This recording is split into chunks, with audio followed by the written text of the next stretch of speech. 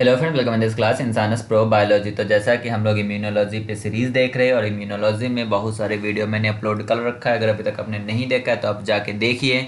कोई भी एग्जाम अगर आप इंडिया में दे रहे हो बायोलॉजी से रिलेटेड, जहाँ पे इम्यूनोलॉजी पूछा जा रहा है, डेफिनेटली आपके साथ सभी क्वेश्चन सही होने वाले हैं।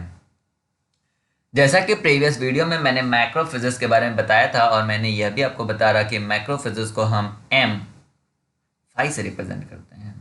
चाहे आपका बेट हो या फिर नेट हो, नेट के भी 2 नंबर के क्वेश्चन में और बेट में भी, और आईसीएमआर और अदर पीएचडी एंट्रेंस एग्जाम में मैक्रोफिजिक्स के नाम पूछ लिया जाता है। पहली बात आप याद रखिएगा कि मैक्रोफिजिक्स जो है इनेट और एडाप्टिव इम्यूनिटी दोनों के बीच का ब्रिज है। कैसे? मैक्रोफेजेस जो है फैगोसाइटिक सेल है जो कि फैगोसाइटोसिस के प्रोसेस को परफॉर्म करता है। फैगोसाइटोसिस का मतलब होता है इनगल्फिंग ऑफ द बैक्टीरिया, जो कि एक नॉन स्पेसिफिक है। क्या मैंने बोला कि फैगोसाइटोसिस के प्रोसेस को मैक्रोफेजेस परफॉर्म करता है और यह एक नॉन स्पेसिफिक मैनर में होता है। जैसे ही फैगोसाइटोसिस, फॉर एग्जांपल अगर यहाँ पे कोई आपका यह मैक्रोफेजेस है, मान लो यहाँ पे कोई यह बैक्टीरिया है, यह आपका क्या है, मैक्रोफेजेस है। यह आपका क्या है, बैक्टीरिया, जो कि एज अ एंटीजन पार्टिसिपेट कर रहा है यहाँ पे। ये इस तरह से बैक्टीरिया मैक्रोफेजेस स्यूडोपोडिया बना के, स्यूडोपोडिया लाइक स्ट्रक्चर बना के इसे खा जाएगा। खाने के बाद देखते हैं क्या हो रहा है। ये आपका मैक्रोफेजेस है और इसके अंदर ये जो बैक्टीरिया था ये अंदर चला गया। ये बैक्टीरिया आपका अंदर चला गया। जो बैक्टीरिया अंदर जाएगा इसके अंदर, किसके अंदर, मैक्रोफेजेस के अंदर। तो मैक्रोफेजेस के अंदर बैक्टीरिया इस मतलब जैसे ये प्रोसेस क्या है, बैक्टीरिया यहाँ आएगा और यहाँ से यह इस तरह से अंदर जाएगा। That structure is called a phagosome. इसको हम क्या कहेंगे, फैगोसोम। जब भी कोई बैक्टीरिया या कोई भी फॉरेन मटेरियल बॉडी के अंदर इंटर करता है, हमारी बॉडी के अंदर एक सेल होता है that is called a lysosome. Lysosome, lysosome जो होता है यह एसिडिक हाइड्रोलेज एंजाइम से फुल होता है। और यह कोई भी सेल जो होता है, कोई भी मटेरियल अगर सेल के अंदर इंटर कर रहा है और अगर वो एज अ इंटीजन इंटर हो रहा है by process is called phagocytosis, और वो जैसे ही इंटर करता है उसकी मुलाकात सबसे पहले होती है किससे, लाइसोसोम से। और ये दोनों आपस में फ्यूज होके जो सेल बनाते हैं दैट इज कॉल्ड अ फैगोलाइसोसोम। यहाँ पे क्या होता है, बैक्टीरिया होगा और विद एसिडिक एंजाइम होगा और इस प्रोसेस को हम बोलेंगे फैगोलाइसोसोम।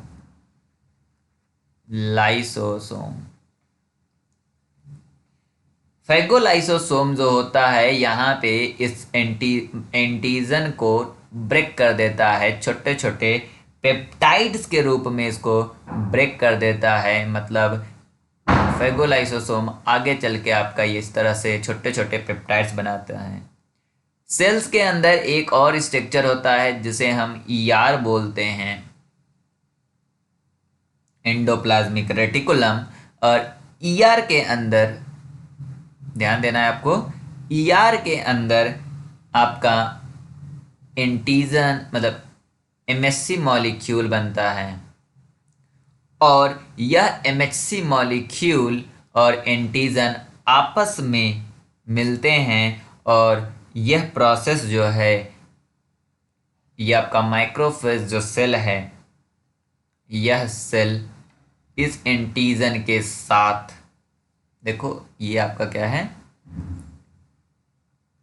यहाँ पे जो हुआ इसे हम बोलते हैं एंटीजन प्रोसेसिंग। क्या बोलते हैं, एंटीजन प्रोसेसिंग। और यहाँ पे जो हो रहा यह एंटीजन जो होता है इसे बोलते हैं एंटीजन प्रेजेंटेशन। और यह एंटीजन प्रेजेंटेशन जो है किसके सामने करते हैं हम लोग? इस एंटीजन प्रेजेंटेशन को हम टी सेल के सामने करते हैं।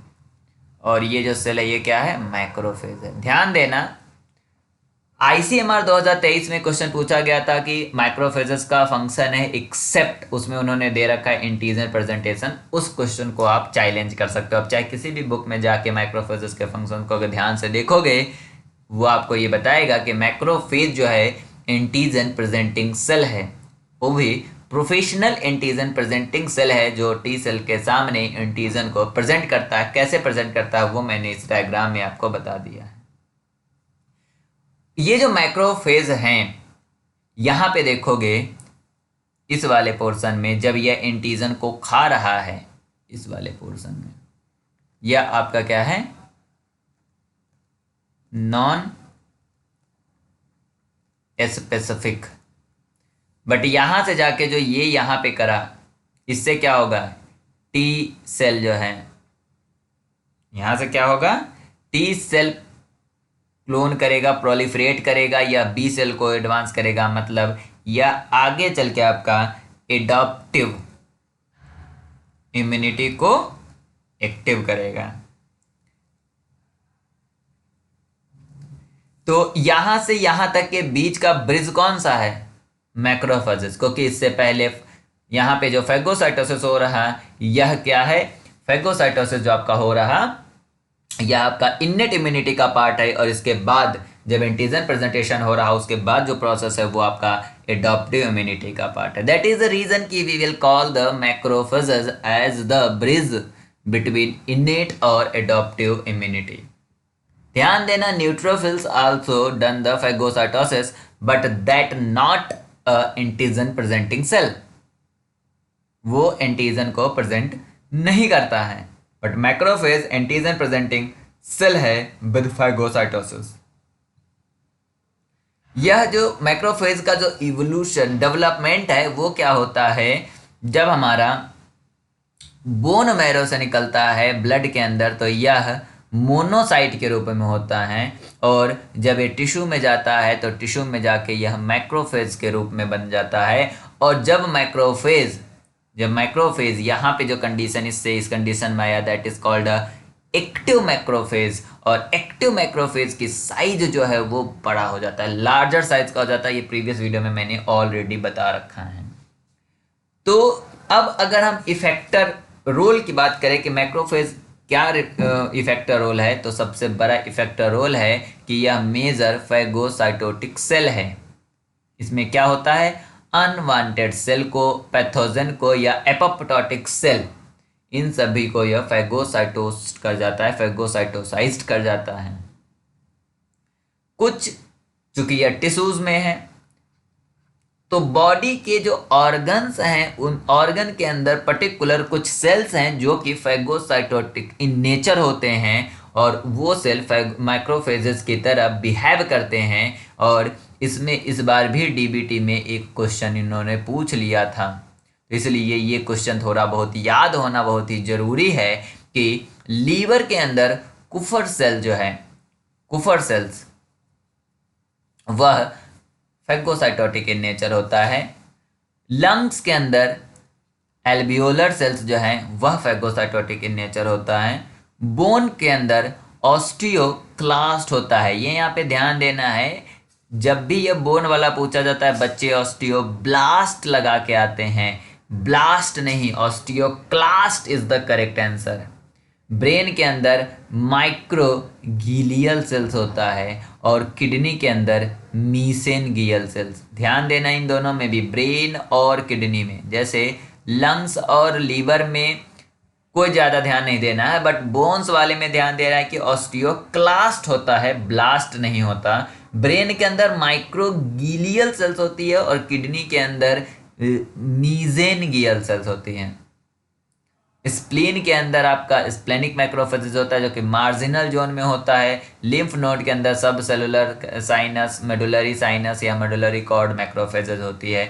ये दोनों बहुत ही ज़्यादा कम पूछा जाता है। ये ऊपर के 2 2 4 1 5 जो है पूछा जाता है, लीवर लंग और bones and brain and kidney, जिसमें से आपको लीवर और वहाँ पे आपको याद रखना है कि लीवर के अंदर क्या होता है, कुफर सेल्स होती है। जो लंग्स है उसके अंदर एल्वियोलर सेल्स होती है। बोन के अंदर ऑस्टियोक्लास्ट होता है, ब्लास्ट नहीं होता है। ब्रेन के अंदर माइक्रोगिलियल सेल्स होती है। किडनी के अंदर मीसेनगिलियल सेल्स होती हैं। अब हम लोग नेक्स्ट सेल की बात करते हैं जो कि एक ग्रेनुलर सेल्स है और उसे हम नेचुरल किलर सेल्स कहते हैं या हम एनके सेल्स कहते हैं। That cells are a different from the B and T lymphocyte by the lack of a cell surface receptor। B और टी सेल के पास जो सेल सरफेस रिसेप्टर्स हैं उनका प्रेजेंस, मतलब वो सेल सरफेस रिसेप्टर इनके पास नहीं होता है। क्योंकि बी और टी सेल का सेल सरफेस रिसेप्टर एक मतलब यूज होता है वो बी और सी सेल को आइडेंटिटी देने में। उन सेल के अब्सेंस, उन मार्कर्स के अब्सेंट होने पे जो सेल है वह नेचुरल किलर सेल्स है। नेचुरल किलर सेल्स मेन रूप से वायरस इन्फेक्टेड सेल को किल करता है, कैंसेरियस ट्यूमर सेल को किल करता है और वह antibody dependent cell mediated cytotoxicity के द्वारा किल करता है। तो यहाँ पे लिखा हुआ है कि नेचुरल किलर सेल्स यह एक लार्ज ग्रेनुलर लिम्फोसाइट है जो lack the major B and T cell surface receptor target of the NK cell killing।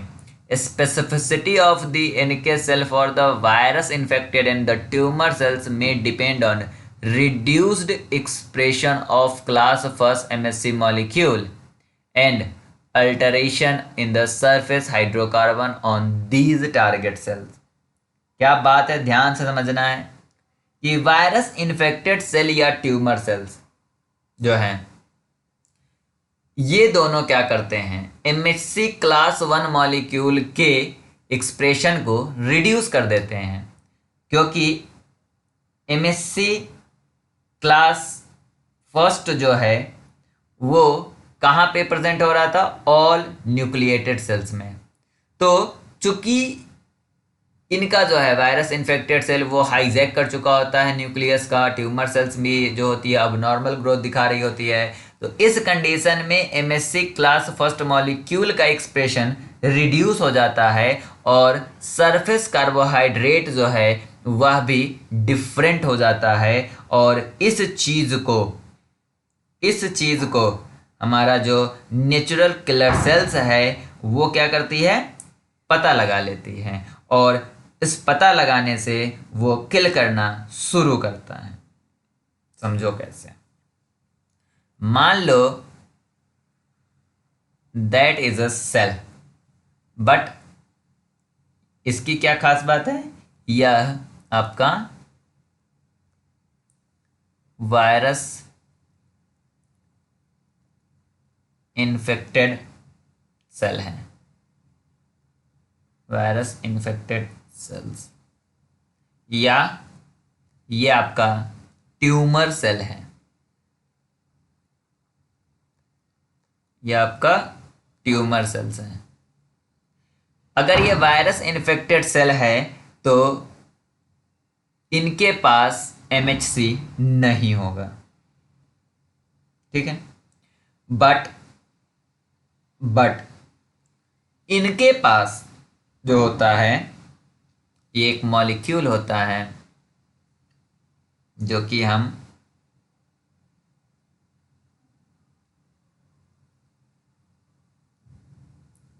ये एक मॉलिक्यूल है, सरफेस कार्बोहाइड्रेट है।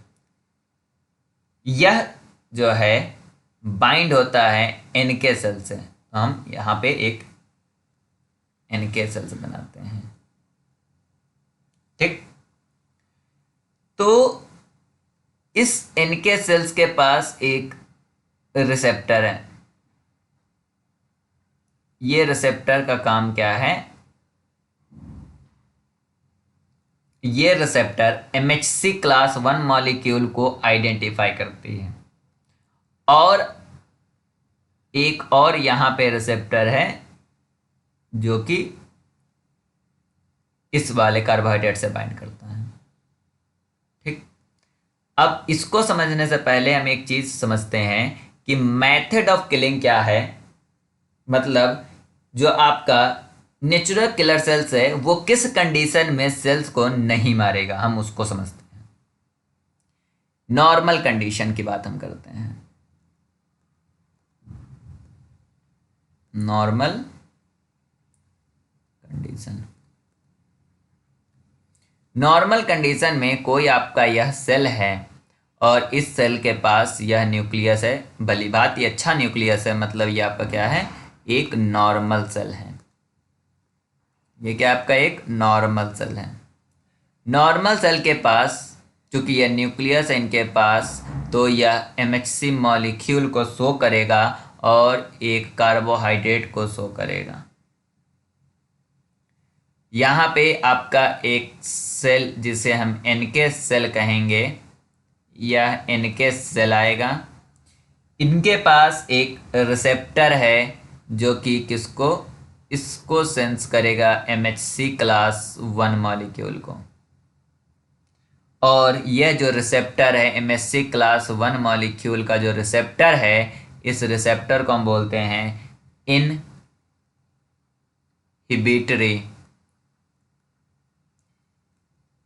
इनहिबिटरी सिग्नल्स या इनहिबिटरी रिसेप्टर्स।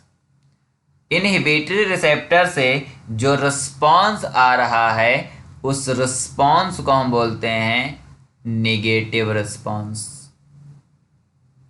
क्या हम बोलते हैं, निगेटिव रिस्पॉन्स।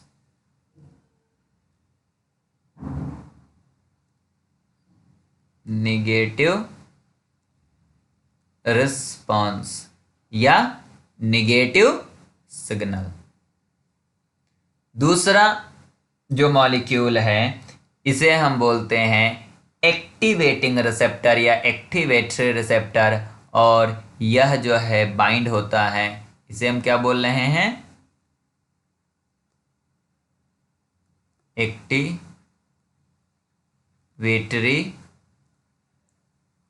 रिसेप्टर। ये जो बाइंड होता है तो यह जो सिग्नल क्रिएट करता है, that signal is called a positive signal. इसे हम क्या बोलते हैं, पॉजिटिव रिस्पॉन्स या पॉजिटिव सिग्नल। अगर ये दोनों सिग्नल एक साथ क्रिएट हो रहे हैं तो यह आपका न्यूट्रल हो जाएगा, न्यूट्रल रिस्पॉन्स होगा, क्योंकि पॉजिटिव और नेगेटिव दोनों होगा तो कैंसल होगा। और जब ये न्यूट्रल हो जाएगा मतलब नॉट किलिंग होगा, यहाँ पे यह NK सेल जो है इसको नहीं मारेगा, याद रखिएगा। अब हम यहाँ पे आते हैं, जब इस सेल को वायरस या इन्फेक्ट कर लिया या आपका ट्यूमर सेल ने इन्फेक्ट कर लिया, तो आपके पास यहाँ पे MHC का एक्सप्रेशन कम हो गया, मतलब ये जो आपका इनहिबिटरी सिग्नल है, यह सिग्नल कोई भी रिस्पॉन्स जनरेट नहीं कर रहा, क्योंकि ये जनरेट तभी करेगा जब आपका यह MHC मॉलिक्यूल से बाइंड होगा। इन दिस केस यह जो आपका एक्टिवेटरी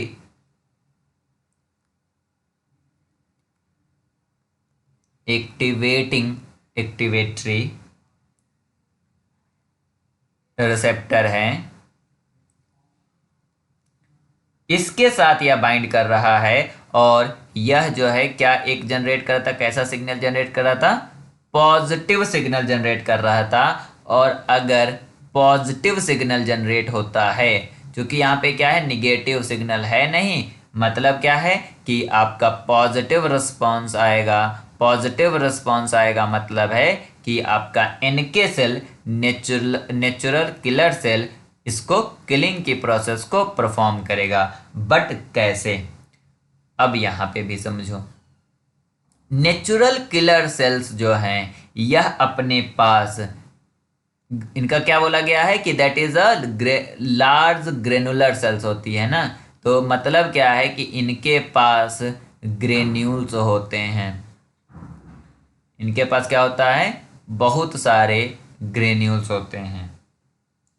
और ये जो ग्रेन्यूल्स हैं, अगर हम इस ग्रेन्यूल्स को सेपरेट करके देखें यहाँ पे, तो इनके ग्रेन्यूल्स जो हैं वह बने होते हैं दो चीज़ से। इनके ग्रेन्यूल्स में क्या होता है? परफोरिन, और इसके साथ होता है इनका ग्रेन जाइम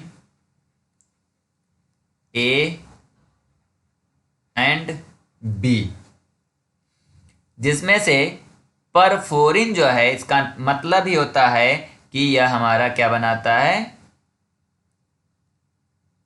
पोर फॉर्मेशन करता है।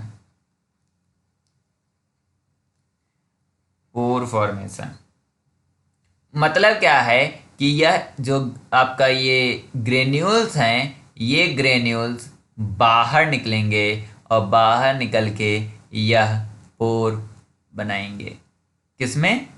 सेल्स में, जिसको मारना है।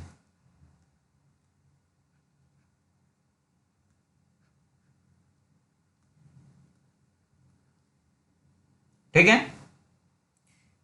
और जो आपका ग्रेन एंजाइम है, granzyme A and B, ये जो है आपका एक्टिवेट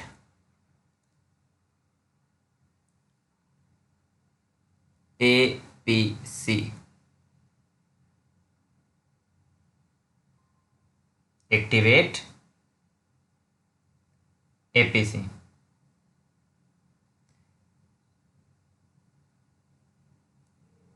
और ये दोनों तरीके से एक्टिवेट करता है, चाहे इंट्रिंसिक हो या एक्सट्रिंसिक पाथवे हो।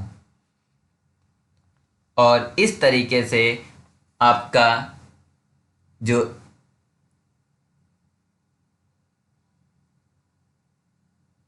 वायरस इन्फेक्टेड सेल्स है उसकी मौत होती है। तो मे बी इस पूरे स्लाइड में आपको समझ में आ गया होगा कि हम क्या बता रहे हैं। ध्यान देने वाली बात क्या है कि नेचुरल किलर सेल्स बी और टी सेल से डिफरेंट होता है। कैसे डिफरेंट होता है? तो natural killer cells NK cells के पास क्या नहीं होता है? टी और बी सेल स्पेसिफिक मार्कर नहीं होता है, जो कि बी और टी सेल्स पे होते हैं। दूसरा, जो इनके सेल्स का जो टारगेट होता है, वो टारगेट क्या है? टारगेट सेल होता है virus infected cell, tumour cells. Virus infected cell और ट्यूमर सेल्स इनके टारगेट है। वायरस इन्फेक्टेड सेल्स और ट्यूमर सेल्स जो होते हैं उनके कंडीशन क्या होते हैं कि उनके अंदर न्यूक्लियस जो है वो हाईजैक हो चुका होता है। और न्यूक्लियस हाईजैक होने से क्या होता है? आपका न्यूक्लियस हाईजैक होने से उस सेल के अंदर पर्टिकुलर एमएससी क्लास 1 मॉलिक्यूल की डिफिशियंसी हो जाती है। और एमएससी क्लास 1 की डिफिशियंसी होने से इनहिबिटरी रिसेप्टर जो कि एनके सेल्स पे होते हैं वह सिग्नल प्रोड्यूस नहीं कर पाता है। तो ये ही सिग्नल प्रोड्यूस होता है, वो होता है एक्टिवेटरी रिसेप्ट सिग्नल। और एक्टिवेटरी सिग्नल जो होती है वो पॉजिटिव रिस्पॉन्स क्रिएट करती है, पॉजिटिव सिग्नल देता है। और पॉजिटिव सिग्नल देने से जो आपका एनके सेल है वो अपने ग्रेन्यूल्स को बाहर रिलीज कर देता है। जो ग्रेन्यूल्स के पास क्या होता है? परफोरिन्स और granzyme A and B, जिसमें से परफोरिन जो है पोर फॉर्मेशन करती है सेल्स के अंदर, और ग्रेन एंजाइम ए और बी जो है वो एक्टिवेट करता है एपीसी, मतलब एंटीजन प्रेजेंटिंग सेल्स को एक्टिवेट करता है। और यह एपीसी के एक्टिवेशन से बाकी जो है इसके लिए एंटीबॉडी का प्रोडक्शन हो जाता है, और इस तरह से इस सेल की किलिंग होती है। तो अब यहाँ पे देखना है कि जैसे अभी हम लोगों ने बात करा नंबर 1 कि targeting of the NK cell killing. यहाँ पे चलो हम देख लेते हैं क्या बातें हैं कि मैकेनिज्म वैसे अभी यहाँ पे मैंने मैकेनिज्म एक्सप्लेन करा, इसको मैंने यहाँ पे पॉइंट में लिखा है कि डायरेक्ट साइटोटॉक्सिसिटी, जिसमें क्या होता है contact with the target cell and lysis, इसमें क्या होता है perforin mediated mechanism, perforin mediated mechanism, जैसा कि आपका टी साइटोटॉक्सिक सेल क्रिएट करता है। अगर हम परफोरिन मीडिएटेड लाइसिस की बात करें by the NK cell is antigen independent, ये जो होता है आपका एंटीजन इंडिपेंडेंट होता है और नॉट एमएचसी रिस्ट्रिक्टेड होता है, नॉट एमएचसी रिस्ट्रिक्टेड होता है। कभी कभी क्या होता है हमारा सेल जो है वो आएगा और वो सेल आके सीधे के सीधे परफोरिन को रिलीज करेगा, परफोरिन पोर बनाएगा और मौत हो जाएगी। जहां पे देखो यहाँ पे लिखा हुआ है where as a TC cell only attack the cell bearing the specific antigenic peptide bound to the class first MHC molecule. TC cells कब करता है अटैक? टीसी सेल्स तब अटैक करता है जब एमएचसी क्लास फर्स्ट मॉलिक्यूल के साथ antigen bound हो। बट इस केस में क्या हो रहा परफोरिन वाले में, एनके सेल्स तब अटैक कर रहा है जब एमएचसी मॉलिक्यूल खुद ही नहीं है, न 1 न 2 न 3 न 4, एमएचसी मॉलिक्यूल खुद ही एब्सेंट है। दूसरा यहाँ पे याद रखिएगा कि एक सेल होता है जो कि मतलब एक सिग्नल होता है जो कि फास होता है FAS, जिसे हम फास सिग्नल बोलते हैं, और यह फास सिग्नल टारगेट सेल्स पे होता है और एक फास लिगेंड जो कि एनके सेल पे होता है और कब ये टी सेल पे भी होता है। याद रखना कि फास लिगेंड सिग्नल दो जगह होता है, एनके सेल पे, टी सेल पे। इसी बार ICMR में पूछा गया था फास लिगेंड किस सेल पे होता है। Killing of the target cell through the tumor necrosis factor receptor like apoptosis pathway। जब फॉस सेल और फॉस लिगेंड ये दोनों आपस में बाइंड करते हैं तो देन यह एपोप्टोसिस में चले जाते हैं और ये एपोप्टोसिस में जाके एपोप्टोसिस के प्रोसेस को मार देते हैं। तीसरा तरीका है कि antibody dependent cellular cytotoxicity ADCC। यहाँ पे क्या होता है binding of the FC receptor और the NK cell to the antibody coated target cell initiate killing. इसमें क्या होगा कि मान लो कि यह आपकी क्या है, ये आपका सेल है, मतलब ये आपका टारगेट सेल है। इस टारगेट सेल के ऊपर बहुत सारे एंटीबॉडी बाइंड हैं, इस टारगेट सेल पे बहुत सारे एंटीबॉडी बाइंड हैं और ये जो है रीजन इसे हम बोलते हैं FC रीजन, क्योंकि इसे हम बोलेंगे फैब। यह FC रीजन जो होती है रिसेप्टर, FC रिसेप्टर, यह रिसेप्टर इसका एक ये जो FC रीजन है यह NK सेल्स पे जाके भी बाइंड करता है। इसका बाइंडिंग रिसेप्टर जो होता है NK सेल के पास भी होता है और ये जैसे ही बाइंड होता है यह NK सेल एक्टिवेट हो जाएगा, NK सेल एक्टिवेट होके किलिंग के प्रोसेस को इनिशिएट कर देगा।